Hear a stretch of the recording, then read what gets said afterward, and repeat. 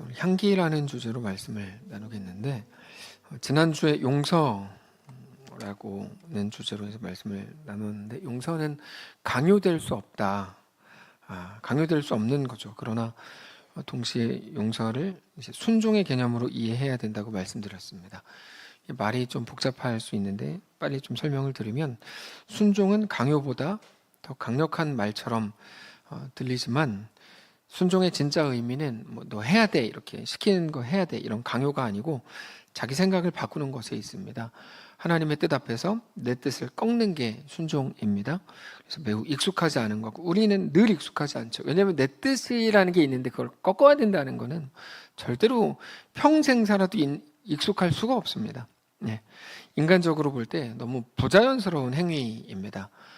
내 마음에 올라오는 생각이 이건데 하나님의 뜻 앞에서 내 뜻을 꺾는다는 게 이게 말이 안 되잖아요. 그러니까 이게 너무 부자연스럽고 익숙하지 않습니다.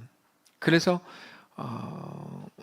우리는 이제 용서를 말씀하신 하나님 앞에 사실 늘 불편함이 있는데, 그럼에도 우리가 눈물을 머금고라도 누군가를 용서해야 된다면 그 이유는 우리가 복을 받기 위해서가 아니라, 우리가 용서해야 된다면 우리가 죄인이었고 전혀 은혜 입을 수 없는 무자격자였음에도 불구하고 나를 무조건적으로 용서하시고 나에게 은혜 주신 우리 하나님을 알고 믿고 기억하기 때문입니다.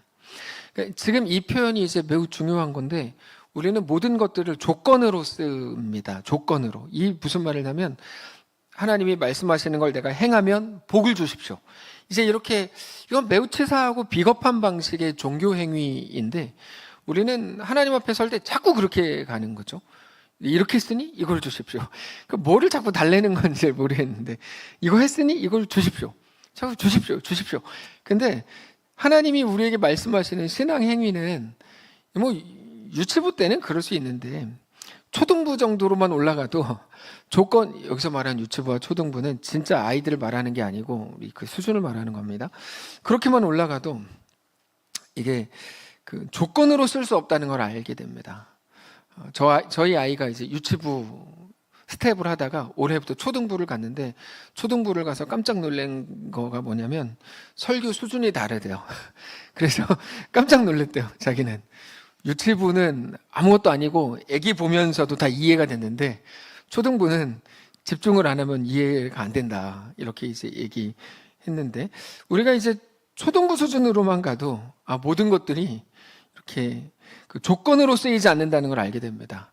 근데 성경에는 유치부 수준을 위한 말씀도 있고, 같은 내용이지만 초등부 수준을 위한 표현도 있거든요. 근데 자꾸만 유치부 같은, 제가 이제 유치부 뭐라 그러는 게 절대 아닙니다. 이게 저희 가족도 유치부 소속입니다. 근데 이제 뭐라 그러는 게 아닌데 말이 그렇다는 거죠. 근데 자꾸만 그런 거 가지고 와가지고 뭐 여기 이렇게 하지 않았냐, 뭐 이렇게 하는 건 그 매우 지혜롭지 않은 겁니다. 자, 이제 다시 돌아가서, 우리가 용서를 해야 된다면 용서를 해야 복 받기 때문이 아니다. 용서를 해야 된다면 내가 용서받았고 하나님의 무조건적인 은혜로 구원받은 자를 알고 기억하기 때문에 용서를 해야 되는 거다. 이게 이제 지난주 말씀이었어요. 여기까지 이해가 되시죠? 어렵지 않죠? 그러니까 이거죠. 아이들이 있는데, 왠지 오늘 설교가 엄청 길어질 것 같은 느낌이 드는데, 자, 아이들이 있는데 이게 첫째가 둘째한테 막대해요. 근데 부모는 첫째한테 되게 잘해줬어요. 그럼 아버지는 뭐라 그래요? 야, 아빠가 너한테 그냥 다 잘해줬는데 너는 왜 둘째한테 그렇게 해? 너도 좀 잘해줘, 이렇게 얘기할 거 아니에요. 그 얘기입니다. 그 얘기. 네가 은혜를 안다면 은혜를 아는 자로 해라. 근데 네가 용서를 한다면 용서하는 이유는 너가 하나님께 용서를 받았기 때문이다. 여기까지입니다. 그런데 사탄은, 지난주에 나온 거죠. 사탄이 여기서 등장해요. 사탄은 뭘 합니까? 그거를 막으려는 거야. 그게 사탄의 계책이라고 말씀드렸어요. 뭐를 막습니까? 우리가 언제 구원받았는지를 잊어버리게 하죠. 언제 구원받았죠? 로마서 보면 다 나와요. 죄인 되었을 때, 연약할 때, 하나님과 원수였을 때 우리를 구원하시기로 작정하셨죠, 하나님께서. 우리가 어떻게 구원받았는지를 잊어버리게 해요. 어떻게 구원받았습니까? 무조건적인 은혜로, 오직 예수 그리스도의 십자가의 죽으심과 부활로 우리가 구원받았죠. 우리의 공로는 거기에 하나도 없어요. 근데 그거를 거부하게 하고 그 반대로 행하게 하는 거예요. 네가 구원받았는데, 하나님의 은혜로 구원받았는데 우리는 상대에 대해서 그걸 다 잊어버리게 하고 자꾸 조건을 내세우고, 네가 그딴 식으로 하니까 내가 너를 이렇게 경멸하는 거야 라고 이혼 캠프 숙녀에서 제가 봤어요. 그러니까 그런 식으로 이제 자꾸 막 하는 거죠. 네. 여러분, 사탄은 정의로 그 사람을 꽉 채웁니다. 그래서 하나님의 은혜를 잊어버리게 합니다. 나의 옳음으로 꽉 채워놓고, 사탄이 하는 일이에요. 꽉 채워놓고 그것을 가지고 나가게 해서 하나님의 은혜를 내 속에서 싹 잊어버리게 하죠. 끝까지 내가 옳아, 저놈이 틀렸어, 저건 아니지를 외치게 하죠. 우리 주변에서 그런 늪에 빠진 사람들을 자주 봅니다. 그거는 늪에 빠져 있는 거예요. 그가 옳은 게 아니에요. 자기가 옳다고 주장하고 소리를 지르고 있지만, 제가 소리를 질렀네? 근데 소리를 지르고 있지만 사실 그가 옳은 게 아니고 늪에 빠진 거예요. 무슨 늪에 빠져요? 하나님의 은혜를 잊어버리고 자기 옳음으로 상대방을 계속 막 이렇게 난도질하고 있는 그 늪에 빠진 것 뿐이에요. 그때는 응원을 해줘야 돼요. 잘한다 이게 아니고, 너 시간이 지나 필요한 문제지. 그럼 너도 그리스도인이 될 거야. 너도 사람답게 될 거야. 여러분, 그때 공감해 주면 안 돼요. 아, 그렇지, 네가 맞아. 맞긴 뭘 맞아, 넌 맞아야 되는 거지. 다만 거기서 나올 수 있도록 응원을 해야죠. 그는 지금 상대방에 대한 마땅한 자기 분노와 미움의 감정에 사로잡힌 나머지 그것보다 훨씬 더 큰 모든 구원에 대한 복음을 기억하지 못하게 하려는 사탄의 계책에 빠져 있는 겁니다. 너무 잔인하죠. 말씀은 너무 잔인해요. 그래서 막 칼로 우리를 도려내는 것 같을 때가 너무 많아요. 그래서 우리는 용서해야 되는 겁니다. 용서를 해야 되는 상황 자체가 우리에게는 고난입니다. 그쵸? 그 고난이죠. 용서를 해야 되는 상황 자체가 누가 나한테 잘못한 거고 내가 할 때 화가 난 거고 어떤 거고 하여튼 그 고난이죠. 우리는 그때 괴로워요. 용서를 해야 되는 상황이 오지 않았으면 좋겠어요. 누구도 나한테 그런 상황이 되지 않고 싶어요. 그냥 아무 일도 없이 편안하게 살고 싶어요. 그러나 우리가 고린도후서를 통해 묵상한 것처럼 고난은 우리에게 오지만 우리를 죽이지는 못합니다. 고난에는 능력이 없거든요. 고난에는 원래 능력이 있어요. 근데 예수 그리스도 안에서 하나님께서 그 고난을 무능하게 만들었어요. 고난 우리를 죽이지 못해요. 다만 고난의 속에서 하나님의 위로가 임합니다. 그게 고난의 소중함이죠. 용서를 해야 되는 그 순간에 성도 여러분, 하나님이 우리에게 허락하신 은혜가 기억나게 되시기를 주님 이름으로 축복합니다. 그렇다면 그건 진짜 능력 있는 걸 거예요. 내가 어떤 분이 막 마음에 안 들어가지고 막 저한테 누가 잘못했다고 쳐요. 네.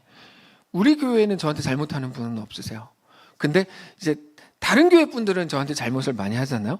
그럼 제가 이제 막 기분이 막 나쁘고 막 이런 상황에서 하나님이 저에게 주시는 은혜가 무엇일까? 너가 어떻게 구원받았고 어떻게 하나님의 자녀가 됐는지를 기억나게 한다면 그건 놀라운 하나님의 은혜겠죠. 그렇게 된다면 우리의 삶이 하나님의 은혜로 시작되었음을 확인하는 기회가 오히려 고난이 되는 거겠죠. 고난의 때마다 하나님이 나를 어떻게 구원하셨고 나를 어떻게 자녀 삼으셨는지를 생각한다면, 그러면 우리는 상상하지 못했던 하나님의 놀라운 위로를 얻게 되는 겁니다. 이게 지난주 말씀이었고, 오늘 본문으로 가보면 오늘 본문에 매우 독특한 바울의 고백이 나옵니다. 바울이 이런 적이 있다고? 라고 할 만한 내용이 오늘 본문에 이제 나오는데, 12절부터 보시면 내가 그리스도의 복음을 위해 드로아의 이름에 주 안에서 문이 내게 열렸으되, 그러니까 복음을 전하려고 드로아라는 곳에 가기로 마음을 먹었고 계획을 했는데 전화 왔습니다. 그랬는데 이제 그 복음의 문이 못 들으셨을까 봐 말씀드리는 거예요. 진짜 친절하게. 자, 근데 뭐라 그러는 게 아니에요. 뭐라 그러는 건 절대 아니에요. 저는 마음 먹었어요. 뭐라 그러지 않기로. 좋은 분들도 깨우지 않기로. 진심이에요. 깨우나 봐요. 안 깨워요. 제가 지난주에 누구 주무신다고 한마디 했는데 그분이 기분 나빠서 저한테, 기분 나쁜 건 아니었죠. 저한테 오셔서 목사님 저 앉았어요. 그래가지고 집사님은 평소에 주무셨죠. 집사님 옆에 있는 분이 주무셨어요. 이렇게 해서 제가 말씀드렸어요. 자, 근데 제가 그렇게 말했죠. 지난주에 분명히. 자, 근데 이제, 12절부터 다시 보세요. 내가 그리스도의 복음을 위하여 드로아의 이름에 주 안에서 문이 내게 열렸다고 되어 있습니다. 내가 복음 증거하려고 바울이 갔고 복음 증거할 상황이 됐는데 13절 보면 내가 내 형제 디도를 만나지 못함으로, 복음 증거랑 상관없이 디도를 만나고 싶었는데 복음 증거하면서 디도가 못 왔습니다. 내 마음이 불편해졌대요, 바울이. 그래서 전도 계획을 멈추고 마게도냐로 갔다는 겁니다. 저런 내용은 바울의 인생에 몇 번 없는 내용입니다. 근데 그런 내용이 나와 있어요. 이 내용에 대해서 약간 배경 설명이 필요한데, 디도를 만나려고 했던 이유는 고린도 교회 때문입니다. 바울이 처음에 고린도 교회 갔는데 고린도 교회 문제가 너무 많았습니다. 그래서 에베소로 돌아간 후에 눈물로 편지를 쓰는 게 고린도 전서가 됐습니다. 고린도 전서를 디도에게 전해줬어요. 그래서 고린도 교회에 갖다 줬는데 결국에 디도를 통해서 고린도 교회가 변화된 상황을 듣고 싶었는데, 이게 이제 드로아에 갔을 때입니다. 근데 드로아에 갔을 때 디도가 와서 고린도 교회에 대한 상황을 전해주기를 원했는데 어떤 상황 때문이었는지 드로아에 디도가 오지 못했습니다. 그래서 이제 그것 때문에 너무 서운해가지고 모든 전도 계획을 멈추고 이제 마게도냐로 갔다는 겁니다. 자, 바울이 가졌던 계획이 바뀌었습니다. 일정이 있었는데 틀어졌어요. 예상이 벗어났습니다. 그때 우리는 어떻게 하죠? 씩씩거리죠. 근데 바울이 그때 이렇게 고백해요. 14절. 여러분, 14절은 12절, 13절 다음에 나오는 겁니다. 항상 우리를 그리스도 안에서 이기게 하시고, 계획이 틀어졌는데 저렇게 고백하는 거죠. 항상 우리를 그리스도 안에서 나의 실력을 넘어서서 이기게 하시고, 우리로 말미암아 각 처에서 그리스도를 아는 냄새를 나타내시는 하나님께 감사하노라. 여기 두 가지가 나와요. 첫 번째는 그리스도 안에서 나를 항상 이기게 하셨다. 하나님은 나는 늘 졌을지 모르지만 질 수밖에 없는 실력이었지만 질 수밖에 없는 실력을 압도해서 항상 그리스도 안에서 나를 이기게 하셨다. 이게 첫 번째고, 두 번째, 그 이기게 하시는 내용이 뭐였냐면 그리스도를 아는 냄새, 이게 뒤에 가면 향기로 바뀌거든요. 그리스도를 아는 냄새를 나타내게 하셨다. 이렇게 이제 두 가지가 나오는 겁니다. 눈에 보이는 것으로는 내가 분명히 계획이 틀어졌고, 우리 계획이 틀어진 분들이 여기 많이 계시죠. 실제로 염려와 걱정이 있을 수밖에 없는 상황이 됐음에도 불구하고 눈에 보이지 않는 하나님의 완전하심, 모든 것을 가장 완전한 것으로 이끄시는 하나님에 대한 확신과 고백을 하고 있습니다. 이 바울의 고백입니다. 바울이 특별한 대단한 믿음의 사람이라서 그런 걸까요? 꼭 그렇지만은 않습니다. 이것은 우리 모두에게 요구된 마땅한 성도의 모습이라는 걸 알아야 됩니다. 사실 우리가 이 믿음이 없으면 우리는 우리의 삶을 절대로 신자로 살 수가 없습니다. 믿음이 없이는 신자로 살 수 없습니다. 교회에 놀 수 있죠. 신앙생활이라고 하는 그 생활은 할 수 있어요. 봉사할 수 있어요. 누구보다 잘할 수 있어요. 근데 우리에게 맡기신 그 삶을 신자로 살아내는 건 불가능해요. 우리는 이 믿음, 내가 이루는 게 아니라 오직 하나님이 내 연약함 속에서도 완전히 내 삶을 완전하게 이끌어 가신다는 믿음으로만 이 땅을 살 수가 있습니다. 그 믿음으로 사는 것을 보고 오늘 본문에서는 향기라고 말한 겁니다. 우리는 향기에 대해서 너무 오해합니다. 어떻게 오해하냐면 내가 그리스도의 향기가 돼서 더 착한 일을 많이 하고 더 이렇게 해가지고 많은 사람들에게 이렇게 쫙 그리스도인은 이렇게 하는 거야를 보여주고, 그렇게 해서 그 사람들로 하여금 하나님께 영광을 돌리게 해야지라고 생각하시는데, 오늘 본문에 나오는 향기는 전혀 그런 내용이 아닙니다. 오늘 본문에 나오는 내용은 너 그 순간을 믿음으로 살아라. 어떤 믿음이? 하나님이 너의 연약함과 보잘것없음을 압도하시는 완전하신 분이라는 그 믿음으로 살아라. 그게 향기다라고 말씀하시는 거야. 네. 여러분, 이 땅을 성도로 사는 삶의 가장 강력한 증거는 우리 삶을 스스로 통제하지 않는 겁니다. 이게 이제 무책임으로 들리시면 안 됩니다. 자, 지난번에 나누었던 것처럼 여백을 만드는 삶은, 우리 삶의 여백은, 그리고 여백에 대한 불안하지 않음과 혹은 뭐 이렇게 뭐라 그럴까, 여백에 대한 여백 속에서 하나님께 소망을 품는 그 일은 하나님에 대한 실제적인 믿음으로만 가능합니다. 근데 우리는 위기의 순간이 되면 될수록 여백을 없애고 통제하려는 바보짓을 합니다. 그러다 보니까 자꾸 엉뚱한 일들을 하는 거예요. 그리스도 안에 있는 참 지혜자들은 자기가 아니라 위기의 순간, 급한 순간이 오면 오히려 하나님을 의지합니다. 자기에게는 어떤 능력이나 답도 없다는 것을 정직히 알게 되는 지혜를 갖게 되었기 때문입니다. 그렇게 하나님의 행하심을 기대합니다. 그렇지 않아요? 근데 우리는 어떤 일이 생기고 내가 생각하는 것보다 더 위기가 되면 될수록 자꾸 뭔가를 더 하려고 그러잖아요, 우리가. 억지를 부리고. 그러니까 아이들 딱지치기, 가위바위보 해다가 이렇게 지기만 해도 나 원래 가위 내려고 그랬어. 이게 말이 안 되는 거잖아요. 저 아이가 늘 하는 거거든요. 제가 분명히 이겼는데 나 가위 내려고 그랬어. 그럼 내가 네 마음속에 있는 걸 어떻게 알아? 아빠 근데 제 마음속에 있었잖아. 그럼 내가 손만 주먹 낸 것뿐이지 나 가위 내려고 그랬는데. 그러니까 이게 자꾸 말도 안 되는, 저희 아이가 그런 비슷한 짓을 하는 거지 똑같은 걸 하는 건 아닙니다. 근데 자꾸 그렇게만 우기는 거죠. 근데 이런 것처럼 우리 인생에서도 우리도 자주 우기죠. 그러니까 우리가 하나님 은혜 앞에 서야 되는 그 순간에조차 그렇게 하지 않고 이 말이 안 되는 어거지를 막 계속 부리는 거죠. 그래서 그리스도인들에게 있어서 가장 소중한 삶의 원리를 믿음, 소망, 사랑이라고 하는데 그 소망이 이제 그 소망입니다. 소망이라고 할 때 소망은 뭐냐면 내가 무너진 자리에서 하나님을 바라는 겁니다. 무너진 자리에서 하나님 바라는 그냥 잘 될 거야 라고 말하는 게 소망이 아닙니다. 무너진 자리에서. 그래서 우리가 우리 삶을 다 통제하기 시작하면 소망이라는 말 자체가 없어집니다. 그런 말이 없어집니다. 그때 아무리 소망이라고 말해도 그건 멋부리는 말에 불과합니다. 이게 세상은 절대로 이해하지 못할 하나님 나라의 방식입니다. 지난 수요일에 매우 중요한 걸 나누었는데 하나님이 우리에게 원하시는 건 겸비함입니다. 가장 못난 왕이었던 아합마저도 하나님이 아합을 들어 자랑하셨어요. 그런 본문은 정말 거기밖에 없어요. 아합을 보라 자랑하시는데 아합의 겸비함을 보라. 근데 겸비함이 겸손함인데 겸손함이라는 말이 정말 많은 분들이 오해하는 말입니다. 이 겸손은 자기를 낮추는 거라고 생각하는데 그렇지 않습니다. 성경적으로는 그렇지 않습니다. 자기를 낮추는 게 겸손이 아닙니다. 겸손의 반대를 생각하면 쉬운데 겸손의 반대는 교만인데 교만은 뭐죠? 내가 잘해 너는 못해. 근데 그거는 사실이지 교만은 아닙니다. 나는 잘하고 너는 못해. 이거는 사실이죠. 교만은 뭐냐면 내가 하나님께 해드릴 게 있지. 그것도 아주 많지. 이게 교만입니다. 지난 주일에 말씀드렸던 것처럼 우리는 하나님께 해드릴 게 하나도 없습니다. 우리가 뭐를 하나님께 합니까? 내가 이렇게 해서 하나님께 영광을 돌리겠다. 그런 건 없습니다. 네가 1등을 해야 하나님께 영광을 돌리지. 그건 거짓말입니다. 1등한 것을 가지고 영광을 받으시는 하나님은 성경에 나오는 하나님은 아닙니다. 당신이 만든 하나님이죠.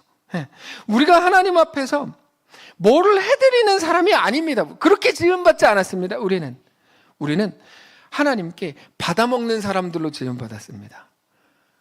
하나님께 뭐를 드리는 사람으로 지음받지 않았습니다. 오직 하나님의 은혜를 받는 사람으로 그것을 가지고 하나님께 기쁨이 되는 사람들로 지음받았어요. 우리가 하나님 앞에 자랑하고 내세울 것이 아무것도 없다는 말입니다. 모든 것까지도 내가 하나님 했잖아요 라고 말할 수 없습니다. 우리는 하나님의 은혜로 사는 거지 우리가 더 잘해가지고 하나님 체면을 살려드리고 하나님 얼굴을 들어드리고 하나님을 그렇게 먹여 살리는 사람들이 아닙니다. 하나님이 우리에게 원하시는 건 너무 단순해요. 바로 이 고백, 주님이 나를 살게 하는 분입니다. 이게 전부예요. 우리에게 원하시는 거, 주님은 나의 주인님입니다. 하나님이 나의 왕입니다. 그 자녀의 고백, 하나님 백성의 삶이 전부예요. 근데 우리는 하나님이 누구신가에 관해 이야기를 듣게 되면 이해가 안 된다고 생각해요. 우리는 하나님께 드릴 게 없습니다. 받은 게 전부입니다. 라는 말도 뭐야 이렇게 생각이 되는 논리적으로 안 맞다고 생각해요. 하나님의 방식과 하나님의 일하심이라는 건 세상에 없기 때문입니다. 세상에 그런 관계는 없죠. 기껏해야 태어나자마자의 아기와 부모 정도는 그런 관계지만 얘가 조금씩 자라면서 그래도 부모한테 잘해야지가 되니까 그러면서 이제 하나님과 우리 관계에 대해서 좀 뭔가 왜곡이 되기 시작하는 거야. 하나님의 은혜를 제대로 이해하고 신앙생활 하지를 못해요. 자, 이거죠. 복음은 우리를 은혜로 이끄는데 우리는 여전히 내 옳음과 내 정의와 내 율법으로 꽉 차 있어요. 그거는 복음을 거부하고 있는 거야. 예를 들어서 누가복음을 보면 예수님께서 18년 동안 마귀에게 이제 매였던 한 사람을 병을 고치시거든요. 근데 그날이 안식일이었어요. 안식일에 회당에서 그런 일을 해가지고 회당장이 와서 따졌어요. 아니 나머지 6일도 그렇게 많은데 왜 하필이면 안식일에 와서 이런 하지 말아야 될 일을 하냐. 그때 예수님께서 정확하게 이렇게 말씀하세요. 야, 안식일은 사람이 쉬고 회복하는 날이야. 쉼이 회복이 아니야. 진짜 회복이 회복인데 이 사람은 18년 동안 매여 있었어, 마귀한테. 그럼 이 사람이 쉼을 얻고 회복을 하려면 안식일에 해야지. 그게 당연한 거죠. 왜냐하면 안식일이 그런 날이니까. 그러니까 회당장은 안식일에 하지 말아야 할 일을 왜 하냐고, 예수님은 이 사람이 진정한 회복을 하려면 당연히 안식일에 해야지 그걸 무슨 요일날 하냐라고 말씀을 하세요. 바로 그 차이죠. 많은 사람들은 율법과 자기 오름이라는 것을 가지고 복음을 거부합니다. 복음이 뭔데요? 난 실력 없고 자격 없는데 예수님이 나를 위해 죽으셔서 나를 무조건적으로 무자격자였던 나를 주의 자녀로 삼으셨다. 이게 복음이잖아요. 그래서 우리 삶에는 소망이 생기고 우리 삶은 망하지 않는다가 복음인데, 그거는 다 사라지고 내가 이렇게 연약한데, 내가 이렇게 죄인인데, 나 이렇게 부족한데. 그래서 제가 제일 싫어하는 기도, 이 발톱만에 때만도 못한 나를, 때만도 못하다고 하는 건 너무 과한 거 아닌가? 하나님이 우리를 자녀로 만드셨는데 하나님 발톱의 때보다도 못한 걸 만들었다는 거예요? 말도 안 되죠. 제가 그래서 수요예배 때 말씀드렸어요. 여러분은 발톱의 때 정도는 됩니다. 이렇게 이제 말씀드렸는데 그런 거죠. 우리는 우리 자신을 너무 비하해요. 그럴 필요는 없거든요. 우린 존귀한 자들이에요. 우린 정말 놀라운 자들이고, 우리는 발톱의 때만도 못한 자들이 아니에요. 복음을 우리는 자주 거부합니다. 복음은 상실되어 가고 오로지 율법과 그럴듯한 명분에 의한 율법적 기준만 남아서 다른 사람은 물론이고 자기 자신까지도 늘 정죄하고 용납하지 못합니다. 우리가 언제쯤이면 하나님이 우리에게 하셨던 것과 같이 다른 사람들을 향해 더 용납적이고 더 이해가 깊어질 수 있을까요? 스바냐 3장 17절. 자, 외워주세요. 시작. 너의 하나님 여호와가 너의 가운데 계시니. 시작. 너의 하나님 여호와가 너의 가운데 계시니. 아니, 따라라는 게 아니라 왜 그러시지? 찾아보겠습니다. 스바냐 3장 17절. 오늘 설교가 길어질 것 같은 생각은 저 혼자 생각이. 자, 스바냐 3장 17절. 이게 그 성장반 때 항상 자기 자신을 보는 시각을 세상이 나를 보는 시각에서 하나님이 나를 보시는 시각으로 바꿔야 된다. 거기서 나오는 말씀이에요. 스바냐 3장 17절. 우리 같이 한번 읽겠습니다. 스바냐 3장 17절. 시작. 너의 하나님 여호와가 너의 가운데 계시니 그는 구원을 베푸실 전능자이시라. 그가 너로 말미암아 기쁨을 이기지 못하시며 너를 잠잠히 사랑하시며 너로 말미암아 즐거이 부르며 기뻐하시리라 하니라. 여러분, 예수 없는 세상이 우리를 비난하는 거 이해가 돼요. 그들한테 예수가 없으니까요. 근데 예수 믿는 우리가 우리 자신을 비난하고 정죄하고 욕하는 거 이해가 안 돼요. 하나님이 우리를 어떻게 사랑하셨고 어떻게 구원하셨고 예수 그리스도의 십자가의 내어주심을 통해 우리를 얻으신 엄청난 존재들인데 우리 스스로가 우리를 매일 비난하고 나는 이것밖에 안 된다, 왜 이렇게 하는 거는 이해할 수가 없어요. 여러분, 오늘 본문 14절을 보면 이렇게 말씀합니다. 우리가 어떤 존재인지에 대해서, 아니 우리가 어떻게 살아야 되는지에 대해서 복음을 아는 것, 복음으로 사는 것에 대해서 이렇게 표현해요. 우리로 말미암아 각 처에서 그리스도를 아는 냄새를 나타내신다. 이 말은 자기들의 모든 연약함 속에서도 하나님이 완전하게 이끄실 것을 믿는다는 고백입니다. 여러분, 우리의 모든 연약함 속에서도 하나님이 우리 인생과 우리 삶을 가장 완벽하게 이끄실 것을 믿으실 수 있기를 바랍니다. 이게 복음입니다. 복음은요, 잘한 자에게 떡 하나 더 주는 게 아닙니다. 복음은 내가 오늘 하나님의 백성이 된 것을 아는 겁니다. 근데 그 백성이 된 게 내 실력이나 내 공로로 된 게 아니라 오직 하나님의 은혜로만 되었다는 것을 아는 겁니다. 그래서 죄가 더 많은 곳에 은혜가 더욱 넘치는 겁니다. 이 세상에는 이끄심이라는 게 없습니다. 다 자기가 해야 되죠. 아버지가 없거든요. 주인이 없고. 근데 성경은 우리를 이끄시는 전능자가 있다고 말해요. 그 전능자는 세상을 지으신 창조주이시고 우리의 아버지이십니다. 그래서 우리는 실패할 수 있지만 사람의 실패가 그러므로 하나님께도 실패로 이어지는 게 아니라는 것을 알아야 됩니다. 그 복음입니다.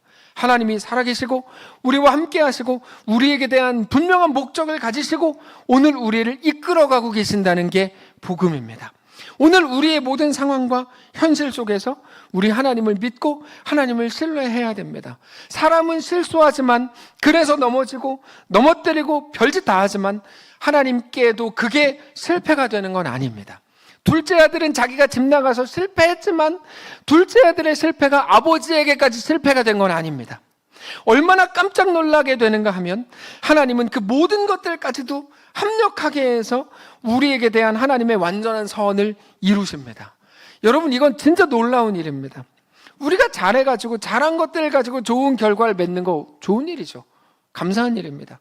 근데 우리가 못난 것들까지도 하나님이 합력하게 하셔가지고 우리에게 대한 하나님의 완전한 선을 이루다 보니까 우리가 못날 때 무슨 생각하냐면, 야, 둘째 아들 집 안 나갔으면 어떡할 뻔했어?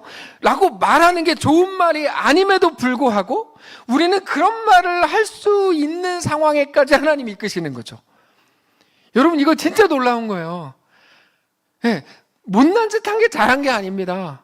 근데 그것마저도 합력하게 해서 하나님의 완전한 선을 이루시니까 도대체 우리 하나님은 그가 누구이시기에 이런 말이 나오는 거죠. 우리의 어떤 못남과 어떤 연약함을 통해서도 가장 완전한 하나님의 나라를 이루어 가신다는 것을 우리는 기억해야 됩니다. 그래서 우리가 우리 인생에 대해서 절대로 일어나지 말아야 하는 어떤 것들을 가지고 경계한다면 그건 굉장히 위험한 태도입니다.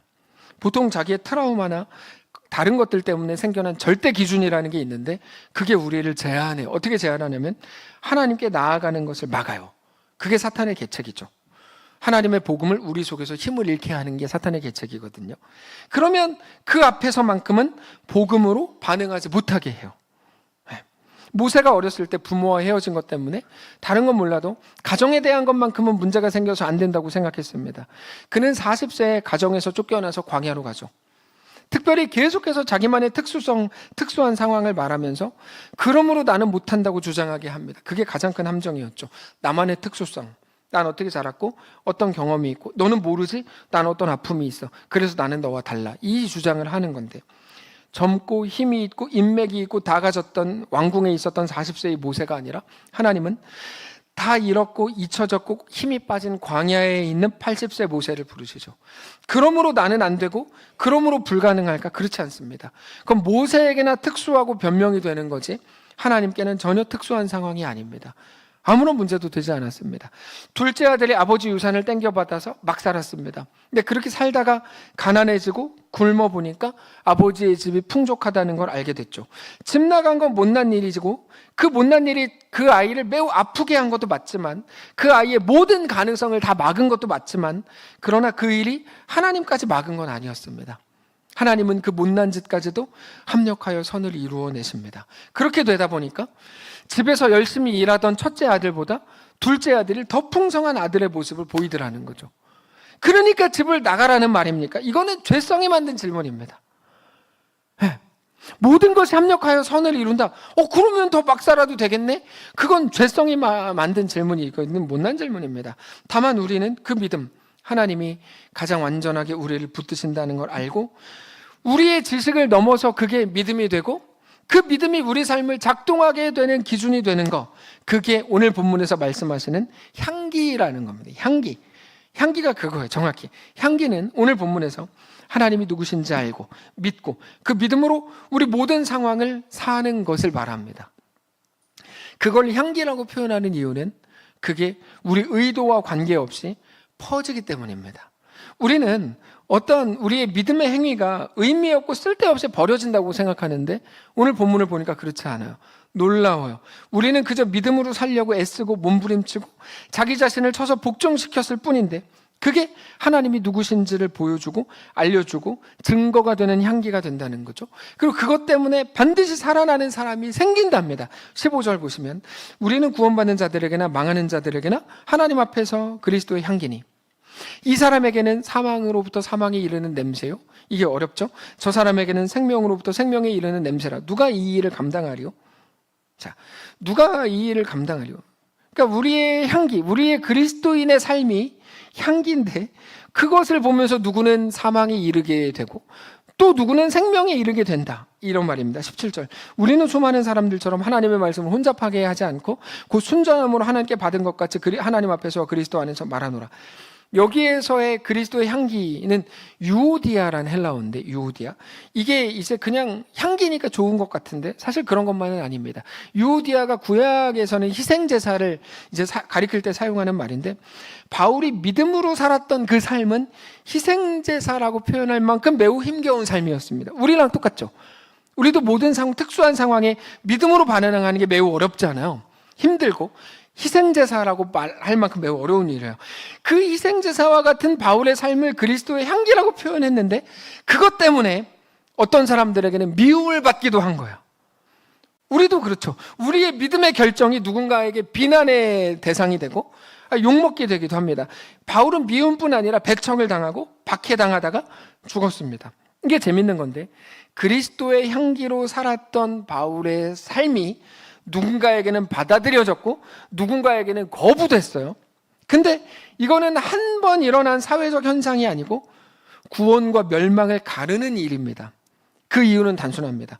복음을 듣고, 그러니까 그리스도의 향기를 보고 향기를 맡고 주 앞에 나온 사람들은 생명을 얻지만 거부하고 박해하고 배척한 자들은 사망에 이르는데, 그건 우리가 만드는 게 아닙니다. 우리는 그저 향기가 될 뿐입니다.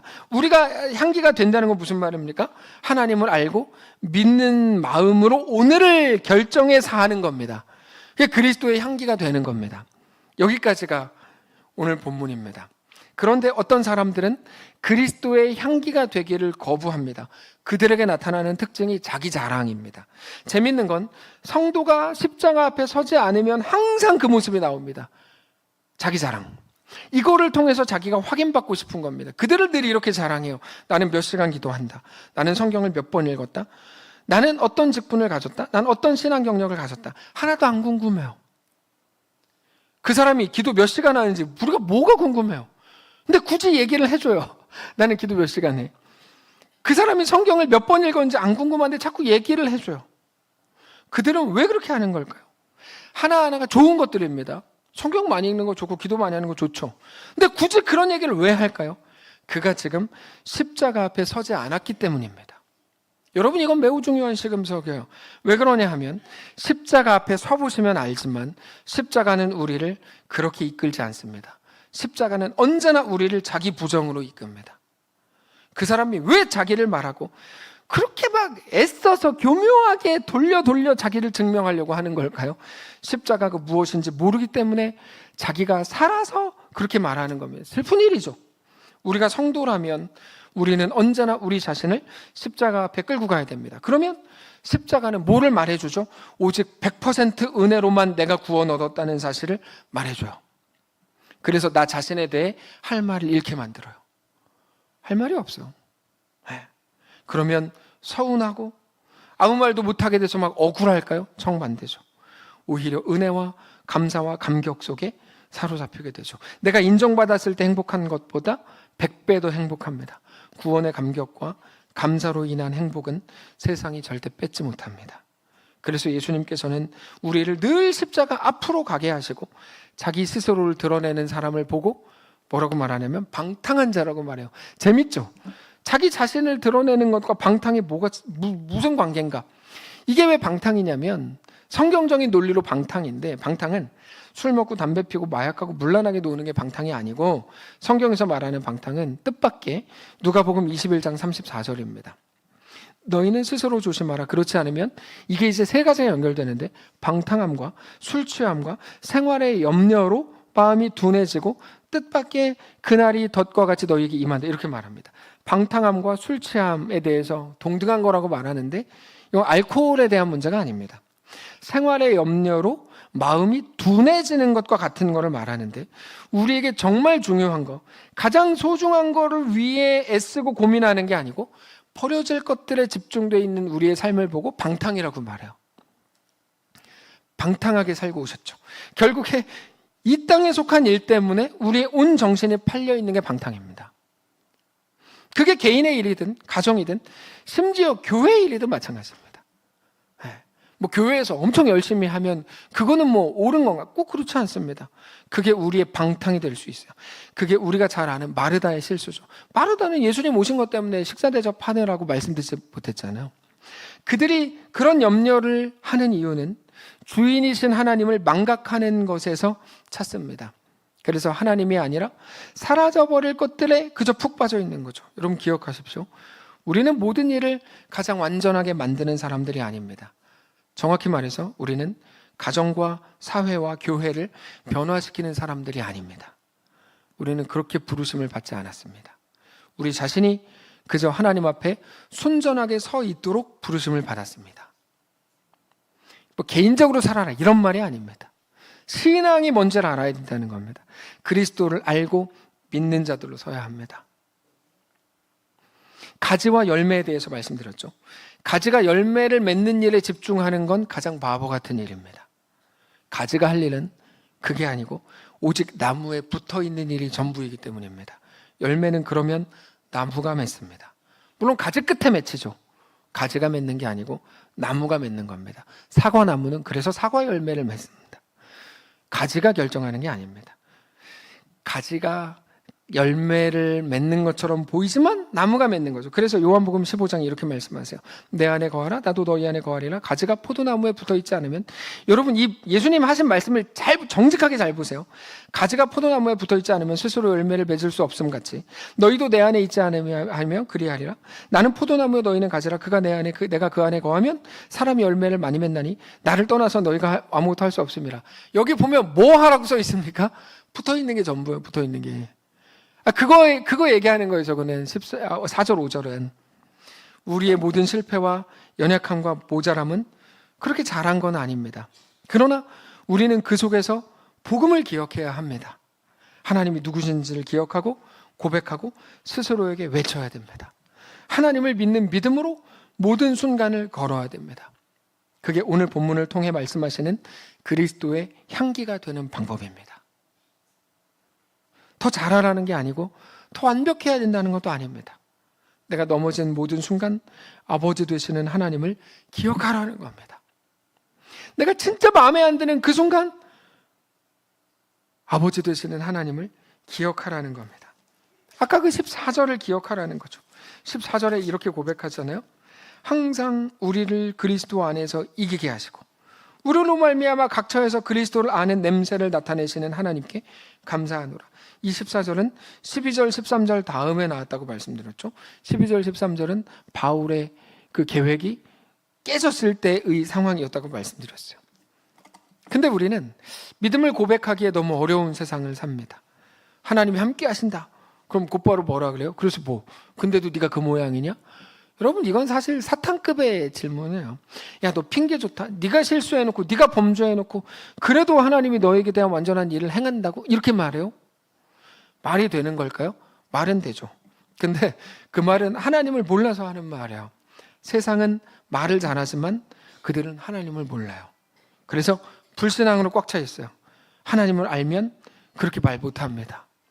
실제로 우리의 모든 찬양과 성경의 말씀은 하나님이 누구신지 우리에게 계속 선포합니다. 아까 예배 때 찬양했던 거, 나의 모든 것 다 품으신 주님의 사랑, 나의 생각보다 더 크신 주님의 계획이라고 우리는 고백했습니다. 성경은 어떤 사람은 병거, 어떤 사람은 말을 의지하나? 우리는 우리 하나님의 이름을 자랑하리로다라고 선포합니다. 누군가는 물어보겠죠. 야, 전쟁은 아무리 그래도 말과 병거로 하는 거지. 그러니까 이제 그들은 말은 되는데 사실 하나님을 몰라서 그렇게 말하는 거죠. 정직하게 잘 생각해 보십시오. 말씀을 정리하는 건데 모든 상황에서 우리 앞에 있는 어떤 일에서 솔직히 대답해 보죠. 속으로 모든 상황에서 우리 잘남이나 못남 그런 우리의 실력이 더 중요할까요? 아니요. 우리는 잘났거나 못났거나 어쨌든 소망이 없습니다. 오직 하나님의 완전하심만이 우리를 살리는 것을 우리는 경험하게 될 겁니다. 하나님의 은혜는 우리의 모든 연약함과 못남을 덮고도 남는다는 걸 알게 되시기 바랍니다. 그러므로 기억하십시오. 모든 순간 내가 언제 구원받았는지, 언제 구원받았죠? 죄인이었을 때, 연약할 때, 하나님과 원수였을 때. 어떻게 구원받았는지, 어떻게 구원받았죠? 오직 예수님의 죽으심으로, 오직 은혜로. 하나님이 누구십니까? 내 실력에 휘둘리지 않고 나를 넘어 완전하게 행하시고 반드시 이루시는 하나님이신 것을 알고 믿어야 됩니다. 정말 그렇게 되시길 바랍니다. 그 복음이 우리 모든 삶을 꽉 채우도록 우리를 내어드려야 합니다. 모든 순간 하나님께 나아가십시오. 그렇게 그리스도의 향기가 되십시오. 그렇게 우리 주님과 함께 우리 삶을 이제는 넉넉히 살게 되시기를 주님 이름으로 축복합니다. 찬양합시다. 우리 살아가는 모든 날들이 다 주의 숨결 속에 지어졌으니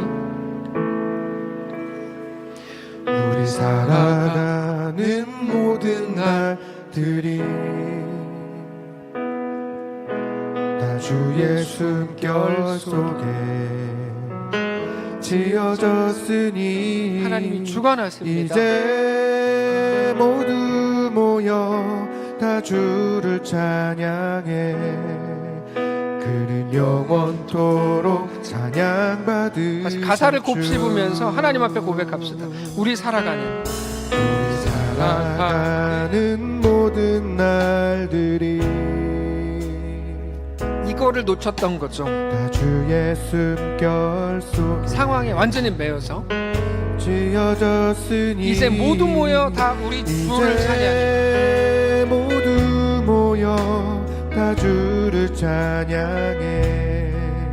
그는 영원토록 찬양받으신 우리 함께 찬양하며 걸어갈 이 길. 우리 함께 찬양하며 걸어갈 이 길. 우리 발걸음을 그가 이끌어 주실 겁니다. 그가 이끌어 주시. 우리가 잠시 넘어졌지만 잠시 넘어져도 낙심하지 마십시오. 낙심치 말 시작하신 것을 우리 주님이 우리의 끝을 이루어 주실 겁니다. 우리 주 그 끝을 우리 눈 감고 고백합시다. 우리 함께 찬양하며 걸어갈 이 길. 우리 함께 찬양하며 걸어갈 이 길. 우리 발걸음 그가 이끌어 주시니 자신에게 선포하셔야 됩니다. 이끌어 주시.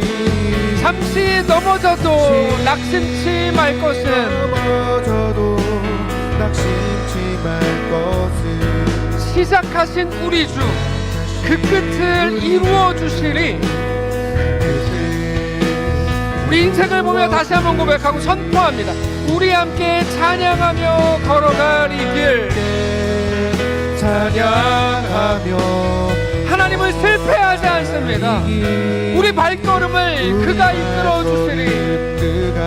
우리는 연약해도 하나님은 연약하지 않습니다. 잠시 넘어져도 낙심치 말 것은 낙심치 말 것은 시작하신 우리 주 그 끝을 이루어 주시리. 우리 마지막으로 다시 한번 고백합시다. 우리 함께 찬양하며 걸어갈 이 길.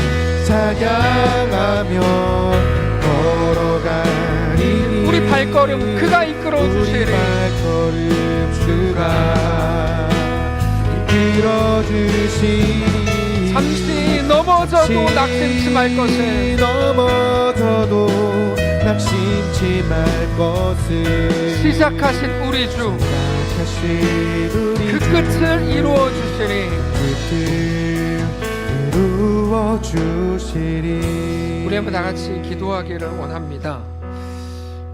우리만의 12절 13절이 분명히 있으실 겁니다.